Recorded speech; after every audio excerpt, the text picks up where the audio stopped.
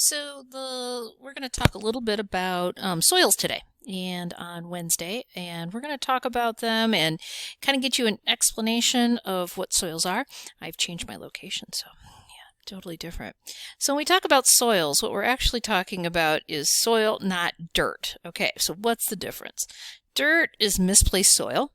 It is what you carry around. It's pieces of your soil, and dirt is footprints. It's stuff in your house. These are not interchangeable words. So we're not talking about dirt. I'm not a dirt scientist. There's soil science.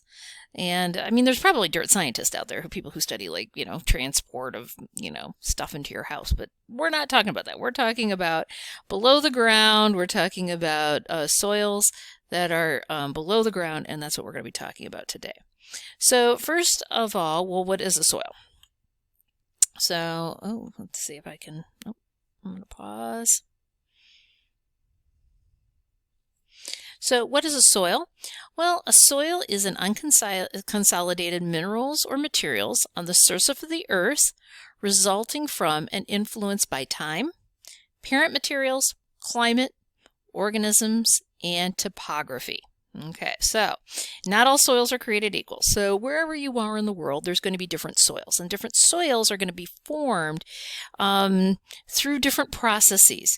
Now, if you go and listen to some of the videos and you go online, you're going to hear everything from it takes like a centimeter of soil to take about 500 years to 1,000 years. It really depends on what's going on in that area, but it does take hundreds to thousands of years to really create a soil. And the reason for that is and we'll go through all the different processes that go through all of this creation of this material here, this transformation that occurs within inside of it that allows us to have the plants and animals that we need and a place for them, for microorganisms, for plants that are in here. There's animals that live inside of here, but also for when we've talked about pollution going through here. And we can also talk about like climate change. One of the things that happens with this is erosion of this material away. And as we're doing farming or we have major climate changes, ruining this will destroy life. I mean, without soil, there isn't life. So soil is really important here. So when we talk about soils, we talk about things that have different, and we'll talk about different horizons. Here's a different soil. Here's got an E horizon right here, very white.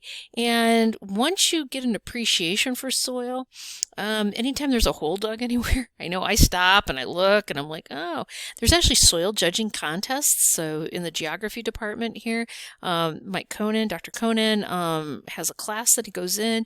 They teach you actually how to do this. This is judging it because there's so much information about what's going on inside of soil. So, and this is influenced by time, like I said. Depending on where you are is how long it takes the soil to happen. The parent material. What is parent material? Well, the parent material is what you started off with. So as this weathering front goes through, your parent material becomes what we call the C horizon. The climate, so is it really weathered? Is there dry conditions? What's the conditions, and does that change with time? Will change the type of soils. The organisms that live in there, so are there microorganisms? Are there earthworms? Are there, will have effects on this? And then where you are on your landscape. Are you on the high part or the low part? So this is really a big area of research. So why are soils so important? Well, there's a lot of reasons why soil is really important. Well, soil is a medium for crop production. So if we're going to be talking about food, which is very important, it absorbs and a producer of gas. So when we say absorber of gases for the CO2 and other gases from the atmosphere, one of the things that there's a lot of research into is, can our soils act as a reservoir for the CO2 that we're capturing? Is there ways we can change things so the soils are taking the carbon and really doing it into there? They also release gases.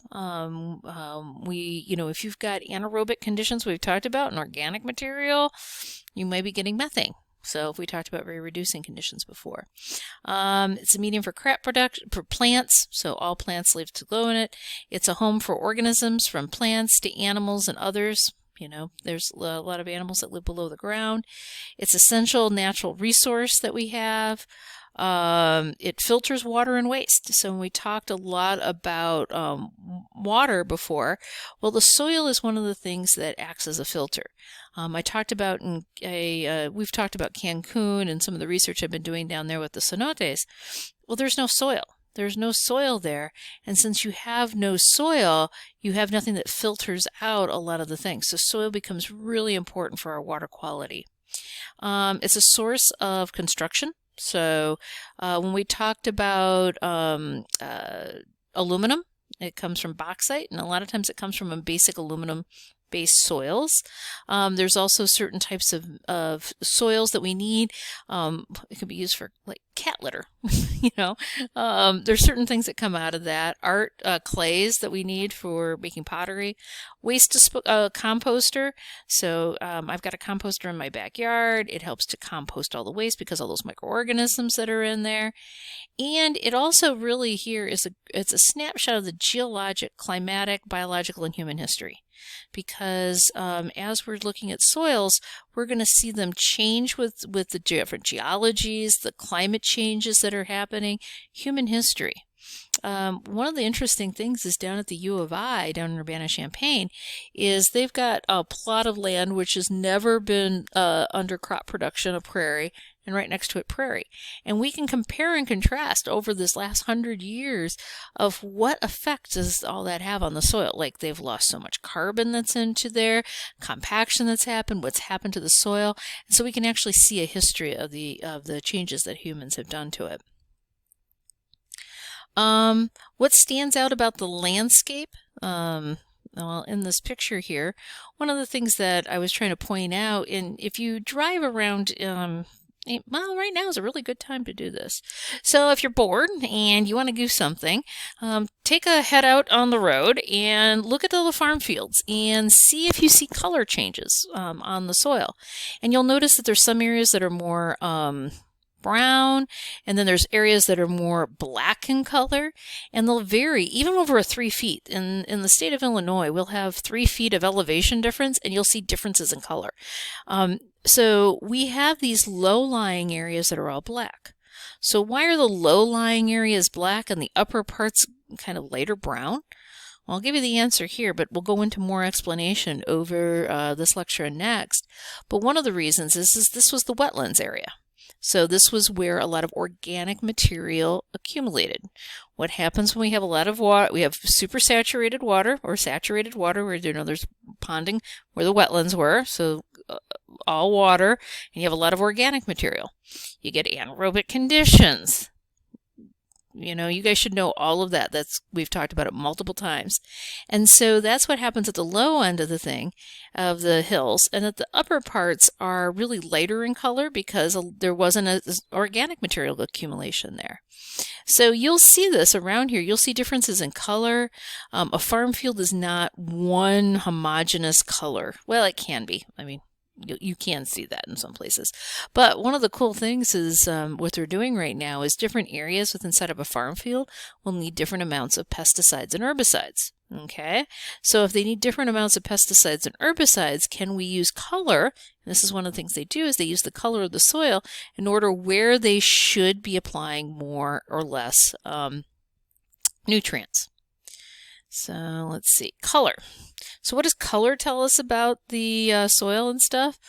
Well, color is kind of an obvious characteristic of soil, because when we look at soil, we see the different colors of it. It's just the first thing you notice. Like if I put about a bunch of soils on there without you even touching them, you're going to be like, oh, the colors are different.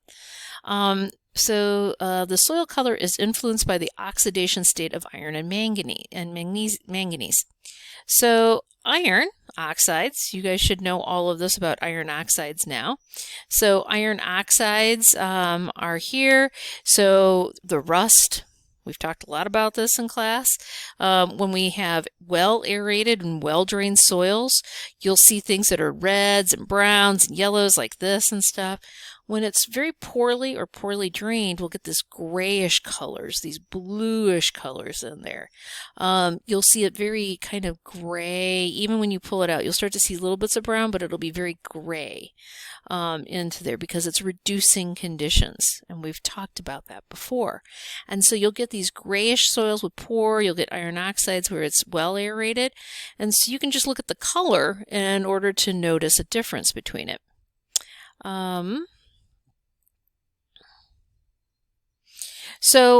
Again, here is the drainage on the farm. So this is well drained, is these upper parts where water went through, and poorly drained, we get this accumulation of organic materials at the bottom down here. They've got a lot of water into them to make it so that it's poorly drained. And we will also see this on, well, this is where we tile drain. We put tiles into all these farm fields to get the water away from this field so that we can plow them. So that is one of the things that they noticed when they first moved to this area, a couple hundred years, 150 years ago, they started farming. Well, when they first came here, they were only doing the tops of the soils because that was the dry parts where the plants were. And these low-lying areas were all swampy, so they couldn't farm them. Well, they've realized that if they drained all these soils, so they put in these tiles below the ground that take all the water away from the farm fields and put it into these ditches between them. And when we drain the soils, we can drain them, and then these are the really rich black soils that we have around here, are those really glorious soils. I mean, we've got some of the most productive soils in the world. And so we drain away that excess water, we put it into tile drains, and if you guys remember how we talked about water, where does the water go when it gets into a river around here? That's what happens with it. So we talk about drainage on the farm. We also talk about color. We can talk about the Munsell soil chart. So this is the Munsell soil chart. So it's a way of giving a name and a number to a color. I'm going to show a video. Hold on one second.